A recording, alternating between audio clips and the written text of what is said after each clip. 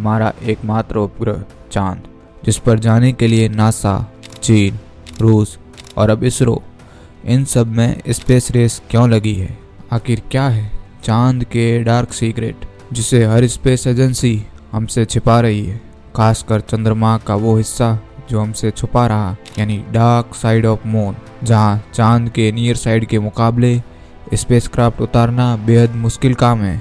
आखिर क्यों वहाँ हर स्पेस एजेंसी जाना चाहती है? जहाँ भारत ने चंद्रयान 3 भेजा जो सक्सेसफुली लैंड कर चुका है, और हाल ही में रूस ने भी एक और मिशन लूना 25 को चांद पर भेजने की कोशिश की थी, और नासा भी 2024 में आर्टेमिस प्रोग्राम के तहत एस्ट्रोनॉट को चांद पर भेजने वाला है, और चीन भी 2024 में एक बार फिर अपना मून मिशन करने वाला है। लेकिन इन सब से सवाल उठता है कि आखिर इन सब देशों को चांद पर ऐसा क्या दिखाई दे गया है जो हर देश चांद को अपनी मुट्ठी में करना चाहता है?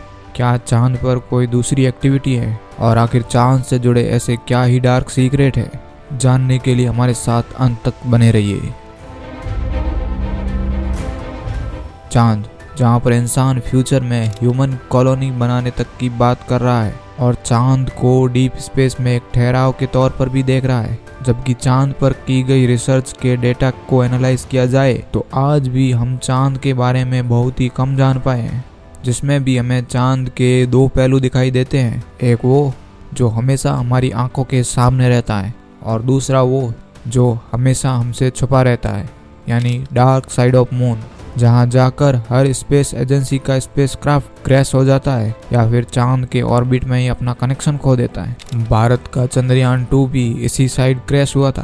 तो इन सब से एक ही सवाल उठता है कि चंद्रमा की दुनिया आखिर इतनी खतरनाक क्यों है? इसके लिए सबसे पहले हमें थोड़ा चांद को डिटेल में जानना पड़ेगा। चंद्रमा हमारी पृथ्वी से टाइडली लॉक है, जिसके कारण हम चांद का 59% हिस्सा ही देख पाते हैं। चांद पर वायुमंडल बहुत ही पतला है, और आपको बता दें चांद पर पानी भी मौजूद है, जिसकी खोज हमारे चंद्रयान 1 ने की थी। लेकिन चांद पर पानी लिक्विड फॉर्म में नहीं, बल्कि ठोस बर्फ के कणों के रूप में मौजूद है।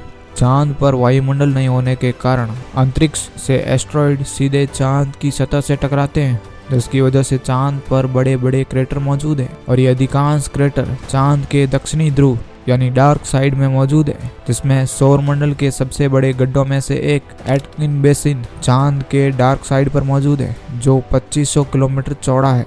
चांद का दक्षिणी ध्रुव ऐसे ही क्रेटर से भरा हुआ है, जिनमें लाखों सालों से सूरज की रोशनी तक नहीं पहुंची है, जिसके कारण वैज्ञानिकों का मानना है कि इन क्रेटर्स में पानी मौजूद हो सकता है, और साथ ही नए एलिमेंट्स का भंडार भी मिल सकता है। और इन क्रेटर्स की रिसर्च से हम पृथ्वी और चांद के जन्म के रहस्यों को भी समझ सकते हैं। लेकिन सवाल ये उठता है कि नासा और रूस चांद पर 60 के दशक में ही पहुंच गए थे, तो उन्होंने चांद के डार्क साइड यानी दक्षिणी ध्रुव में अपने मिशन क्यों नहीं भेजे थे? इसके पीछे का रहस्यमयी कारण क्या है जो आज तक किसी को नहीं पता, जिसको लेकर बहुत सारी थ्योरियां भी दी गई है, और उनको जन्म खुद चांद पर जाने वाले एस्ट्रोनॉट ने दिया है। दरअसल नासा ने अपोलो प्रोग्राम के तहत चांद की धरती पर सन 1969 में पहली बार किसी इंसान को उतारा था, जिसके बाद अब तक नासा ने टोटल 12 एस्ट्रोनॉट को चांद पर भेजा है, जिनमें से कुछ एस्ट्रोनॉट ने चांद पर एलियन एक्टिविटी तक के संकेत दिए थे। जिसके बाद कुछ लोगों का मानना है कि 1972 में अपोलो 17 के बाद नासा ने अपने मून मिशन को बंद कर दिया, क्योंकि वो चांद के इन्हीं खतरनाक रहस्यों को जान गया था। हालांकि नासा इन सब से इनकार कर रहा है। खैर, सच्चाई समय के साथ पता चल ही जाएगी, लेकिन आज की सच्चाई यही है कि भारत का चंद्रयान 3 चंद्रमा के डार्क साइड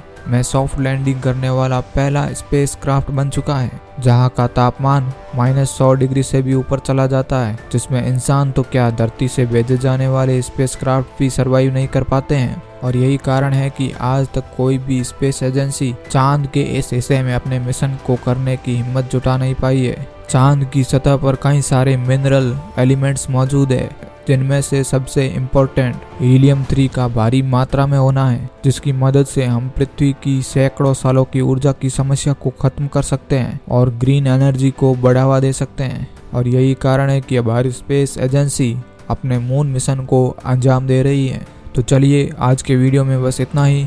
वीडियो इन्फॉर्मेटिव लगा हो लाइक और सब्सक्राइब जरूर करिएगा, ताकि हम आपसे मिल सके एक नए रोमांचक वीडियो में। तब तक के लिए बाय बाय।